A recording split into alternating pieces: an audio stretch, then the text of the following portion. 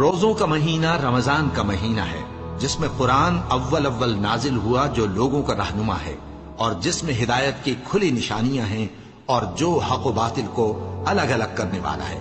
تو جو کوئی تم میں سے اس مہینے میں موجود ہو چاہیے کہ پورے مہینے کے روزے رکھے، اور جو بیمار ہو یا سفر میں ہو تو دوسرے دنوں میں روزے رکھ کر ان کا شمار پورا کر لے۔ اللہ تمہارے حق میں آسانی چاہتا ہے اور سختی نہیں چاہتا، اور یہ آسانی کا حکم اس لیے دیا گیا ہے کہ تم روزوں کا شمار پورا کر لو، اور اس احسان کے بدلے کہ اللہ نے تم کو ہدایت بخشی ہے تم اس کو بزرگی سے یاد کرو اور اس کا شکر کرو۔ اور اے پیغمبر، جب تم سے میرے بندے میرے بارے میں دریافت کریں تو انہیں معلوم ہو